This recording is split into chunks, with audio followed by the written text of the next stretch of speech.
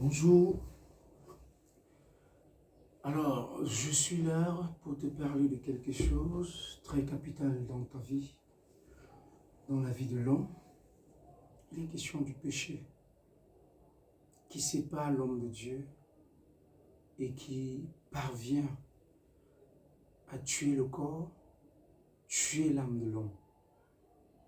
Une chose, c'est que depuis que Dieu a créé l'homme, Adam et Ève dans le jardin d'Éden, Dieu a toujours le regard sur les actions de l'homme, sur ses pensées et sur tout ce que l'homme peut faire. C'est pourquoi Dieu a puni l'action de Adam et Ève dans le jardin d'Éden. Partant d'Adam et Ève jusqu'à Caïn, on voit que quand Caïn a tué son frère Abel, Dieu a puni la mauvaise action de l'homme. Il a dit à Caïn que tu seras errant et vagabond sur la terre. Il a dit à l'homme, à Adam et Ève, à Adam, que tu vas manger à la sueur de ton front et à la femme, tu enfanteras avec douleur. Il est hors de question que nous qui vivons aujourd'hui, que nous pensons que nous pouvons faire mal, mais néanmoins recevoir de Dieu une quelconque bénédiction. C'est impossible. C'est impossible. Dieu va toujours punir le mal des hommes. Le mal que l'on fait éloigne l'homme de Dieu. Toujours. Que tu aies posé 10, 20, 40, 50, tu vas recevoir la paye de ton mal.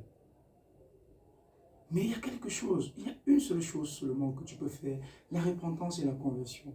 Dis à Dieu, Dieu, je me reconnais coupable, j'ai mal agi, j'ai sécrété ta colère dans ma vie longtemps, par le mal, le vol, le mensonge, tout ce que nous faisons de mal.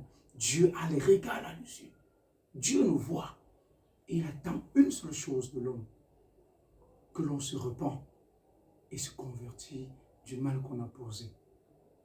Il n'y a jamais une action gratuite devant Dieu, non. Il n'y a jamais un mal que l'on pose et qui passe comme ça devant Dieu, non. Dieu punit le mal, il a puni le mal dans le temps et il punit toute action mauvaise que l'on pose. Donc, c'est à l'homme de se ranger, c'est à l'homme de s'appliquer et de vivre selon la parole de Dieu. Il n'y a pas un péché que tu commets. Le péché est comme la pierre dans l'eau. 10 ans que tu pêches, tu caches, tu gardes, tu dis que non, non, il n'y a rien à faire. Tant que tu n'as pas confessé ce mal, ce péché te met toujours en guerre contre Dieu. Tu es en perpétuelle guerre avec Dieu. Jusqu'au jour où tu dis, Seigneur, je demande pardon.